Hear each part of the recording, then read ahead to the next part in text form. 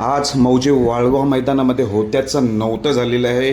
तुम्ही बघितलं असणार बकासूर आपल्याला गटपास दिसतोय, पण भावांनो गटपास नाही झालेला आहे कारण की गाडी फॉल झालेली आहे. बकासूरचा पायरा होता दुर्गा शेठ, म्हणजेच एक घरचीच गाडी होती. सागर शेठ घाणन यांचाच घरचाच म्हटलं जाते.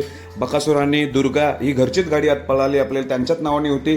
पण दुर्गाने गाडी ह्या साईडला ओढली. तुम्ही बघितलं असं मी थंबनेल देखील ठेवले. दुर्गा गाडी सारखाच ओढत होता, तरी पण बकासूरने ताकदपणाला लावून गटपास केला होता. पण थोडंसं चाक आणि पाय दुर्गाचं ह्या फाटीत दिसतोय, त्यामुळे गाडी बाद देण्यात आलेली आहे. नशीब नव्हतं आज, पण गाडी चांगलीच पळाली होती. गाडी फॉल जर नसती तर अजून सुट्टा निकाल दिसला असता. पण आज होत्याचं नव्हतं झालेलं आहे. मौजे पेठ वाळवा मैदानामध्ये पैरा देखील चांगलाच होता. दुर्गा आणि बकासूर बरेच वेळा गाडी पळतोय.